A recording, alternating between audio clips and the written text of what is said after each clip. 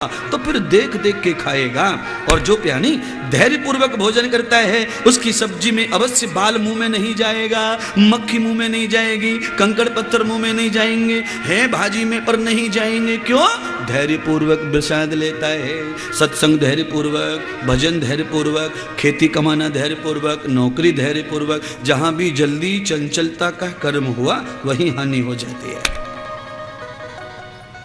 राजा परीक्षित को संसार का दर्शन करवा दिया। मरण क्या है, जन्म क्या है? जन्म कुछ नहीं, मरण कुछ नहीं। मिलना जन्म है, बिछड़ना मरण है। रोज मरते, रोज जन्मते हैं। जब जीजी घर आती है तो कितना अच्छा लगता है, जब जीजी घर से जाती है कितना बुरा लगता है। मामा घर आते हैं अच्छा लगता है, मामा जाते बुरा लगता है। अब इसमें मरण क्या और जन्म क्या? कुछ नहीं, आना और जाना। मिलने पर सुख मिले वो जन्म है, बिछड़ने पर दुख मिले वो मरण है। संयोग माने सुख है और वियोग माने दुख है। और यही संयोग और वियोगी जन्म और मरण है। जब मृत्यु होती है तो वियोग आता है, और जब जन्म होता है तो संयोग आता है। जिस बालक को कभी देखा ही नहीं, पैदा होते से दिख जाए तो कितना आनंद लगेगा। जिस बालक को रोज देखा है, आज के बाद कभी नहीं दिखेगा, तो दुख अपने आप ही आ जाएगा। जन्म मरण कुछ नहीं है, संयोग वियोग दुख और सुख है। मिलना और बिछड़ना।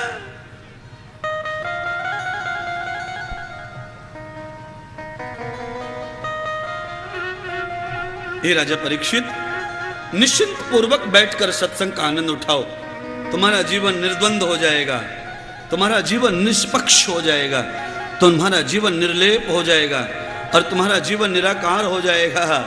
तुम ये साकार से दूर चले जाओगे, तुम्हें सहस्त्र आनंद की प्राप्ति हो जाएगी। राजन, आप चिंता मत कीजिए। ऐसा सतगुरु समझाते हैं और राजा को दुख में से निकालते हैं, क्लेश में से निकालते हैं, अपराध में से निकालते हैं। क्यों? क्योंकि राजा ने जीवन सौंप दिया गुरु को।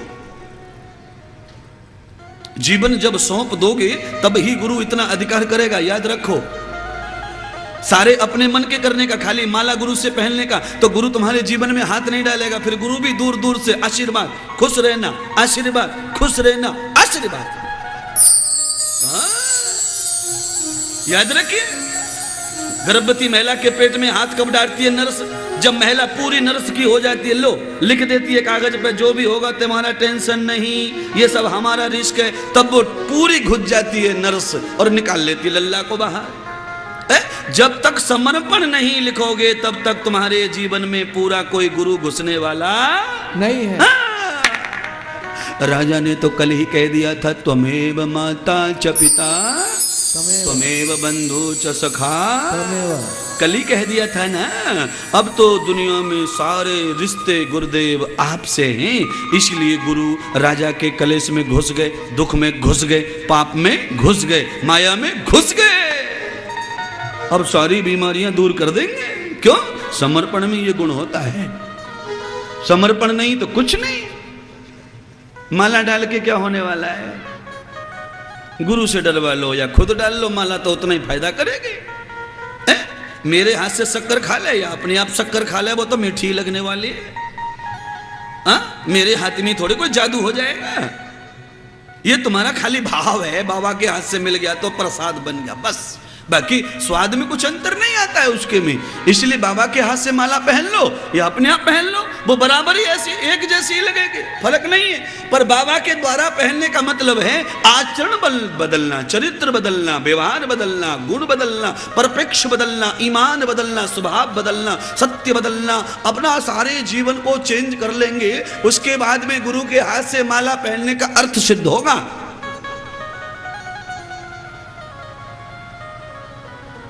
राजा परीक्षित ने संसार का ज्ञान लेने के लिए प्रार्थना की है। संसार का ज्ञान बनाते भगवान श्री सुखदेव राजा परीक्षित को कहते, राजन, सृष्टि का प्राकृत्य अनंत शक्ति ब्रह्मांड के स्वामी अधिपति महाशक्ति के द्वारा होता है, और जिसे हम परमात्मा कहते हैं वो परमात्मा बिना रूप वाला है, उसका कोई रूप नहीं है। परमात्मा ने 3 गुणों का रूप बनाया है। एक रजगुण का रूप बनाया, एक तम गुण का रूप बनाया, एक सतगुण का रूप बनाया है। परमात्मा ने जिसे रजगुण दिया है उसे संसार बनाने का धर्म दिया है, और जिसे सतगुण दिया है उसे पालन करने का धर्म दिया है, और जिसे तम गुण दिया है उसे मारने का धर्म दिया है। रजगुण के रूप में ब्रह्मा जी का सतगुण के रूप में विष्णु जी का और तम गुण के रूप में शिव जी का प्राकट्य होता है, ऐसा राजा परीक्षित को भगवान सुखदेव जी ने बता दिया। आदमी पैदा नहीं हुआ भागवत में, याद रखना। ब्रह्मा कौन है? गुण का नाम है। विष्णु कौन है? गुण का नाम है। शंकर कौन है? गुण का नाम है। तुम जो फोटो में देखते हैं ना, ये दूसरा शंकर है, ये दूसरा विष्णु है और ये दूसरा ब्रह्मा है। क्यों? लक्ष्मी नाम की एक ही औरत नहीं रहती है दुनिया में, हजारों रहती हैं। कलावती एक ही नहीं है दुनिया में, याद रखो, एक ही नाम के लोग हजारों होते दुनिया में।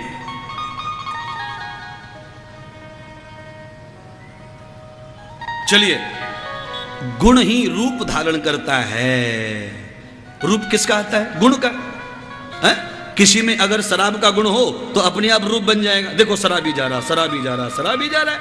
अब पहले शराबी कोई नहीं कहता था उनसे, गुण आ गया शराब का। जब गुण आया तो रूप भी आ गया, ये फोटो बन गया शराबी शराबी शराबी। हाँ, पत्ता खेलने वाला गुण, गुण पत्ता खेलने का गुण आ गया तो देखो जुआरी जा रहा, जुआरी जा रहा, जुआरी जा रहा, जुआरी जा रहा। सोना चांदी ठोकने का गुण आया, देखो सुनार जा रहा, सुनार जा रहा, सुनार जा रहा। समझ में आया कि नहीं आया? बढ़िया सब्जी, बढ़िया रोटी, बढ़िया पूड़ी बनाने का गुण आ जाए, देखो महाराज जा रहा, हलवाई जा रहा, हलवाई जा रहा, हलवाई जा रहा है। तो रूप कैसे आता है? गुण से रूप आता है। ब्रह्मा को रूप कैसे आया? गुण से। गुण क्या है? प्रस्तुत करने का, प्रकट करने का, बनाने का गुण है। इसलिए उनको ब्रह्मा कह के रजोगुदान करो। ब्रह्मा जी ने कहा प्रभु जन्म तो मैं दे दूंगा पर पालन में कैसे करूंगा? सही कहा किसी ने, जो जन्म देता है वो पाल सकता नहीं, वो नहीं पालता। क्यों? क्यों? क्योंकि पालने वाला कोई और है। तुम तो खाम खा खेत में काम कर रहे, तुम नौकरी भी बेकार कर रहे। याद रखो, तुम्हारी जो औलाद है वो कौन सी ऑफिस में जाती है पानी भरने के लिए, कैसा बढ़िया बढ़िया कपड़ा पहनते तुम्हारे छोरा छोरी, कौन सी नौकरी कर रहे बताओ? है? अरे तुम्हारी बच्ची, तुम्हारा बेटा यहां पढ़ रहा, वहां पढ़ रहा, ये खर्चा, वो खर्चा, वो खर्चा, वो खर्चा, कौन सी नौकरी कर रहे बताओ? खर्चा कहां से आ रहा है? पैसा कहां से मिल रहा है? मोबाइल कहां से मिल रहा है? बैलेंस कहां से मिल रहा है? और एक दिन फिर वो कहता है भाई घर कैसे चलेगा, नौकरी करनी ही पड़ेगी। नहीं नहीं नहीं नहीं ऐसा, नहीं नहीं नहीं वैसा। अरे 25 साल तेरे ऐसे निकल गए, और भी निकलेंगे, पर तू खुद ही फंस रहा है माया में, तो हम क्या करें? हाँ जी, 6 महीने के बच्चे से पूछो, बच्चा तू मलमूत्र करता है बिस्तर में, कौन साफ करेगा? मम्मी ने कभी पूछा है क्या? नहीं। बिल्कुल जन्म जन्मों की दासी की तरह सेवा करती रहती है, सेवा करती रहती है। बताओ, अब इसको कहीं नगर पाल के शौचालय में जाना पड़ता है बच्चे को? इसको ढूंढना पड़ता है कि किधर पेशाब करना चाहिए, इधर लोग देख रहे, इधर नहीं, उधर चलो, इधर गंदा हो जाएगा। किचन में ठोक देता, मंदिर में ठोक लेता, जहां चाहे वहां निकाल डालता। क्यों? आजाद पंछी है। और जैसे जैसे तुम्हें माया सताने लगती है, जैसे जैसे तुम्हें प्रपंच सताने लगता है, जैसे जैसे ये दुनिया परेशान करने लगती है, फिर पेशाब करने के लिए भी दीवार की आड़ देखते, दीवार के पीछे जाओ, इधर लोग खड़े, लोग खड़े, अरे पेशाब करने को भी लोग खड़े। देख लो क्या हो गया, अचानक इतना परिवर्तन कैसे आया? एक जमाना था बिल्कुल गोद में बैठ के तुर्राटे मार रहा था छोरा, और अभी माँ के आगे पेशाब भी ना करता, बड़ी लाज बांटती, बड़ी शर्म लगती, अरे माँ ओ पेशाब कर माँ।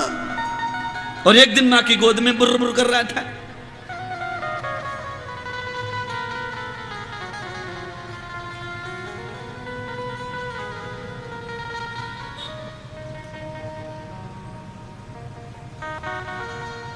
महाराज के पास में तो भैया सारी पोल खोलने का सिस्टम है, क्योंकि जब तक व्यक्ति को खुद के जीवन का व्यवहार सत्संग में नहीं समझेगा, तब तक सत्संग व्यक्ति को बदलने के लिए मजबूर कर सकता नहीं है।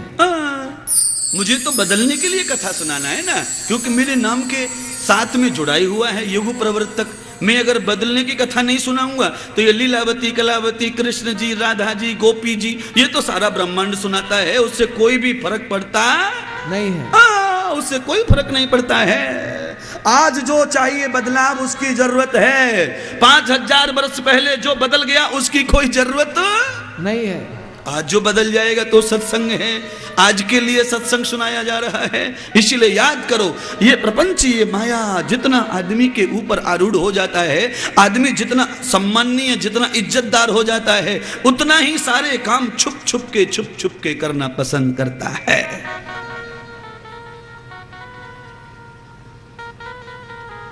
इस दुनिया में केवल एक चीज ऐसी है जो जन्म से लेके आज तक कभी नहीं बदली है। उस चीज का नाम क्या है? सूर्य, चंद्रमा, पृथ्वी और आकाश। ये कभी बदल सकते नहीं है। ये बदल गए तो सृष्टि भ्रष्ट हो जाएगी। तुम सृष्टि के खिलौने हो, बदल जाओ, बिगड़ जाओ, कर लो, मत कर लो। हाँ? एक आदमी को वस्त्र आदि पहन के भी, एक आदमी को वस्त्र आदि पहन के भी अपनी इज्जत बचाना मुश्किल हो रहा है, और एक आदमी ऐसा है जो बिना वस्त्र के रोड पे घूमता है तो भी इज्जत का खतरा नहीं है। वो भी तो आदमी है, तुम भी तो आदमी हो, तुम्हें खतरा क्यों और उसे खतरा क्यों नहीं? कारण एक ही है कि जो आदमी अति कामना नहीं है ना, वो जब सम्मान का स्वामी बनता है तब ये सारी चीजें जन्म लेती हैं। हे राजा परीक्षित, तुम सम्मान के पात्र बन गए, इसलिए तुमने ये दोष किया। इसमें तुम्हारा निजी दोष नहीं है, ये परिस्थिति का दोष है, ये प्रकृति का दोष है, ये समाज का व्यवहार है।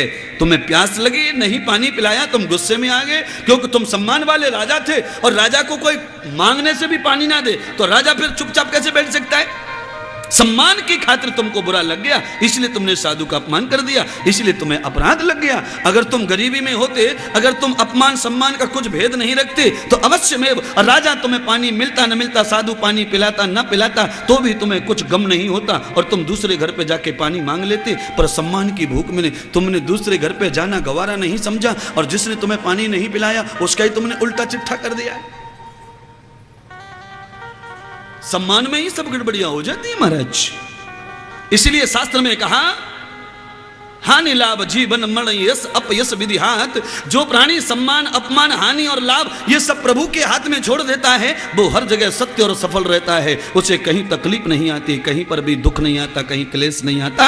इसलिए जहां सम्मान मिले उसे दिल खोल के ले लो, और जहां बिल्कुल सम्मान मिले नहीं उसे भी दिल खोल के ले लो। ये भी तो तुम्हारा है, वो भी तो तुम्हारा ही था। जब सम्मान मिला तब आनंद आया, आज फूल नहीं तो आनंद नहीं आया। ये तुम्हें तृष्णा हो गई है, ये तुम्हें आदत पड़ गई हार और फूलों की। इस आदत से तुम्हें एक दिन तकलीफ भी होगी। इसलिए संयम से, संतोष से, धैर्य से जो जीवन जीता है उसे किसी भी चीज की आदत होती नहीं है। वो तो जीवन में प्रसन्न रहता है, प्रसन्न रहता है। क्यों? सूर्य को देख लो, सूर्य सुबह सुबह जब निकलता है तो छोटा दिखता है, धीरे धीरे बड़ा हो जाता है, उसके बाद में जोर से चमकता है, शाम होते होते फिर से लाल लाल होके धीरे धीरे छोटा हो जाता है। सूर्य को कोई गम नहीं है, छोटा होने का भी नहीं और बड़े होने का भी नहीं। चंद्रमा को भी कोई गम नहीं है, छोटा होने का भी नहीं और बड़ा होने का भी नहीं है। पर प्रॉब्लम देखो, चंद्रमा तो सूर्य से भी महान है। क्यों? चंद्रमा तो हर तिथि में अलग अलग घटता है, हर तिथि में अलग अलग बढ़ता है, फिर भी वो नाराज नहीं होता। क्यों? परमात्मा शिव जी ने पहले ही समझा दिया है, आज के बाद में छोटा होना, बड़ा होना दोनों ही तुम्हारा धर्म है, कभी भी नाराज होने की जरूरत नहीं। क्योंकि धर्म जब परमात्मा ने हमें छोटा बड़ा होने का दे दिया है तो हमें अपने धर्म से कभी पीछे नहीं हटना चाहिए। हमें भगवान की आज्ञा का पालन करना चाहिए, भगवान की आज्ञा। अब आप कह रहे होंगे भगवान थोड़ी हमसे बोलने आता है, महाराज तू ही तो बोल रहा है। महाराज नहीं बोल रहा, ये तुम्हारी भूल है। मैंने तो पहले ही अपने आप को सेव कर लिया है, मैं नहीं कुछ बोलता हूं। क्यों? मेरे पास में बोलने के लिए कोई पावर नहीं है, कोई तत्व नहीं है। याद रखो, इस दुनिया में जितने भी पावर हैं वो एक ही जगह से आ रहे हैं। हमारा निजी कोई पावर नहीं है। अर्जुन के पास में उसका निजी पावर नहीं था, इसलिए कृष्ण ने सारे धर्म सत्य कर दिए। अर्जुन के गुरु को मारने का धर्म भी सत्य कर दिया, मामा को मारने का भी धर्म सत्य कर दिया। पावर कृष्ण के पास में है, हमारा पावर तो प्रभु के पास में है। वो जो कहता है वो कहता रहता है, जो कहता है वो कहता रहता है। परमात्मा ने हमें तो अपना साधन बना लिया है, वो इसमें बैठ के बार बार बोलता है। हम नहीं कुछ कहते, तुम कुछ कहते हो, तुम कुछ करते हो, इसलिए तो तुम फंसे। याद रखिए, मेरा भी कहीं तो घर होगा, मेरा भी तो किसी घर में जन्म हुआ होगा, मेरे भी तो कोई होंगे अपने जिनके रिश्ते होंगे, मेरे घर में भी तो जन्म और मरण होता होगा, मेरे यहाँ भी तो कोई मरता होगा, कोई जन्म लेता होगा, पर मुझे तो कोई गम नहीं किसी के मरने का, मुझे तो किसी की खुशी नहीं है जन्म लेने की। क्यों? क्योंकि हम तो समझ चुके संसार क्या रहता है, हमें तो मालूम हो गया है। हम जहां जाएंगे वहां अपना काम धर्म से कर देंगे, क्योंकि प्रभु ने जो धर्म हमें दिया है हम उस धर्म को कैसे तोड़ सकते हैं। हमारे यहाँ पर जो आ जाए, प्रभु के द्वार जो आ जाए, तो प्रभु कहता है तेरे द्वार जो आए उसके प्राणों को खुश कर, उसके हृदय को प्रसन्न कर, उसके मन की शांति कर। चाहे तुझे कितना भी यत्न करना पड़े, पर सबको 3 चीज दे दो, मन की शांति दे दो, हृदय की प्रसन्नता दे दो और उसके प्राणों को सुख दे दो। ये 3 चीज देना चाहिए। किसको? भगवान के भक्त को, दुनिया को बांटना चाहिए। अगर आप भक्त हैं तो आप भी दीजिए 3 चीज लोगों को, दे दीजिए। आप भी तो भक्ति है ना, आप भी तो आरती करती है सुबह सुबह, आप भी तो अगरबत्ती लगाती है, आप भी तो मंदिर जाते ही है, पर आप किसी के सुख की चिंता नहीं करते, आप किसी के दिल की चिंता नहीं करते, आप किसके प्राणों की चिंता नहीं करते। जितना हो सके कष्ट हो जाओ हमें कुछ पड़ी नहीं है, जितना हो सके बुरा लग जाओ हमें कुछ पड़ी नहीं है, पर हम तो मंदिर जाएंगे, हम तो मंदिर जाएंगे। नकली भगवान पहचान लेता है, नकली को पहचान लेता भगवान। कल सुनाऊंगा नकली असली भक्तों की कथा, कल आ जाएगी अपने आप सामने। क्यों? हर चीज भागवत में आती है, तभी तो यहां चलती है।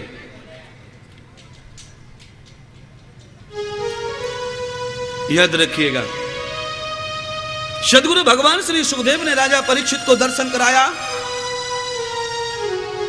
हे राजन, भगवान ब्रह्मा ने जब सृष्टि को रचने के लिए तप किया, आदि शक्ति परमात्मा की आज्ञा का पालन किया, तो एक छोटी सी अर्चना वंदना की, हे प्रभु जन्म तो सब संसार हो जाएगा पर उसका पालन, तो उसी समय आदि शक्ति भगवान ने विष्णु का अवतार कर दिया। पालन करने वाला गुण परमात्मा प्रकट हो गया। अब ये संसार बन तो गया पर ये परिवर्तन कैसे करेगा? तो भगवान शिव रूपी गुण तैयार हो गया। क्यों? क्योंकि मृत्यु सात्विक नहीं, मृत्यु तामसिक होती है, इसलिए सबको रुलाती है। जो सात्विक है वो किसी को नहीं रुलाता, वो रोने वालों के आंसू पहुंचता है, और रोने वाला जो प्राणी है उसके पास में जो जाता है और उसको जाके समझाता है, भैया ऐसा मत करो, कब तक रोएंगे, जो आया है उसे जाना है, ये गया है देखो वो गया है, तुम्हारा 20 साल का मरा उसका तो 16 साल का ही मर गया है, उसको तो अकेला ही था, तुमको तो 4 है। ऐसा समझाने वाला कौन है? वो सात्विक देवता है। उस सात्विक देवता के प्रवचन की वजह से रोने वाले का कष्ट कम हो जाता है और आंसू थम जाते हैं। इसलिए सात्विक बन के विष्णु आ गए, ब्रह्मा राजसिक बन के आए, और संहार करने वाले प्रभु शंकर तामसिक हैं। इसलिए उनकी भक्ति करना, शंकर की भक्ति करना बड़ा दुर्लभ है। बड़ा जिद्दी स्वभाव चाहिए शंकर को पाने के लिए, बटाहटी स्वभाव चाहिए। कैसा स्वभाव? मिटने वाला, मरने वाला स्वभाव चाहिए।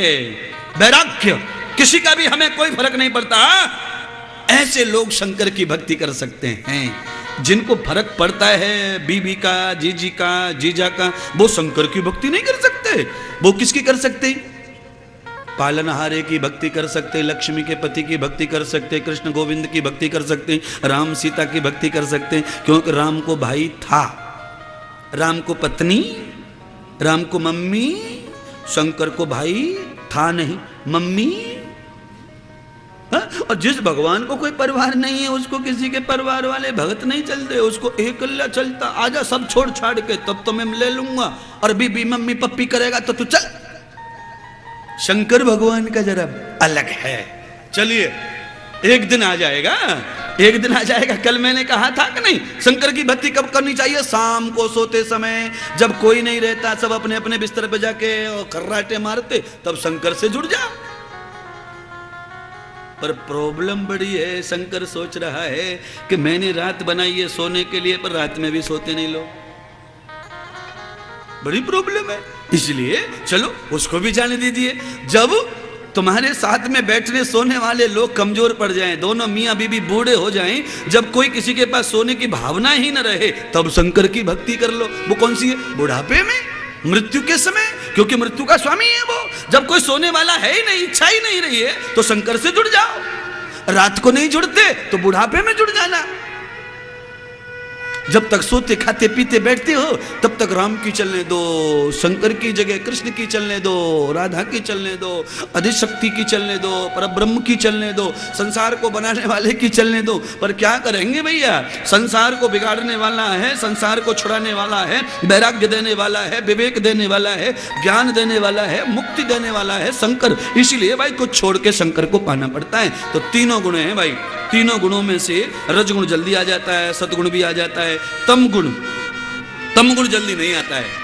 आदमी तमोगुणी जल्दी नहीं होता है, याद रखना। महीने 2 महीने में ही दादागिरी करता है घर में, तमोगुणी रोज नहीं होता है वो। हाँ? और जो आदमी रोज तमोगुणी होता है उससे पूरा घर परेशान रहता है। राजा परीक्षित को समझ में आ गया कथा गुणवाचक है, गुण से ही रूप बनता है। जैसे गुण धारण कर लेंगे वैसा रूप बनता चला जाएगा। ब्रह्मा जी ने जन्म देने का रूप धारण किया, रजगुण हो गया, क्योंकि रज से ही सृष्टि का प्रभुत्व होता है। रज माने क्या है आप समझ गए? आपके पैर के नीचे जो आती है ना उसको रज बोलते हैं, रजगुण। रजगुण, रजगुण। बाजरा कहां से पैदा होता है, ज्वार कहां से पैदा होती है, मक्का कहां से पैदा होता है, चना कहां से पैदा होता है, फेल कहां से पैदा होते हैं, सेब कहां से पैदा होती है, सोना कहां से पैदा होता है, चांदी कहां से पैदा होती है, हीरा कहां से पैदा होता है, तांबा कहां से पैदा होता है? तो कर रज से, मिट्टी से। अरे सुनारो कहां से पैदा होता है सोना? महाराज तो सुना रहे ही ना, फिर भी सब माल में दुकान है। चलिए, जो चीज जहां से पैदा होती है वो मैंने आपको ज्ञान दे दिया। रज से सृष्टि पैदा होती है, इसलिए ब्रह्मा जी को रज गुण दे दिया, और सत से सृष्टि का पालन होता है।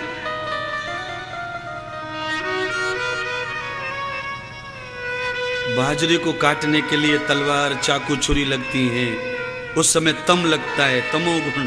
हट हट हट। बाजरा कट रहा, मक्का कट रहा, प्यार प्यार में ना कटे वो तो गुस्से में ही कटता है। और कटे ना तो घर आए ना तो माल ना मिले, धनवान ना बने। अंतिम स्थिति में तमोगुण आता है, तब जाके फल मिलता है।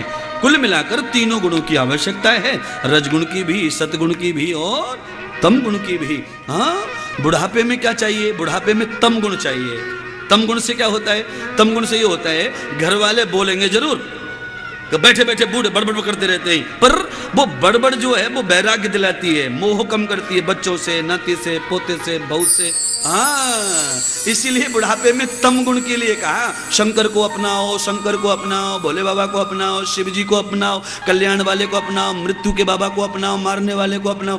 जिसके घर जाना है उसको अपनाओ। मरने के बाद कहाँ जाना है?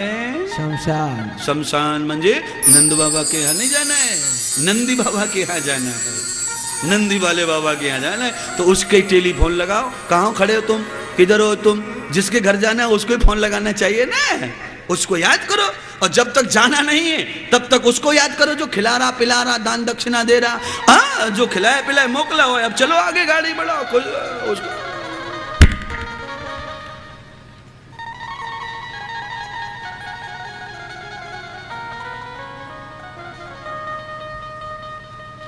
पी प्रभु ज्ञान का, पी प्रभु ज्ञान का जल रे मन, पी प्रभु ज्ञान का जल रे मन, सत्संग वाली गली ही तू चल रे मना, सत्संग वाली गली ही तू चल रे मना, सत्संग वाली गली ही तू चल रे मना। पी प्रभु ज्ञान का, पी प्रभु ज्ञान का, पी प्रभु ज्ञान का, पी प्रभु ज्ञान का, चल रे मना, चल रे मना, सत्संग वाली गली तू चल रे मना, सत्संग वाली गली तू चल रे मना, सत्संग वाली गली तू चल रे मना।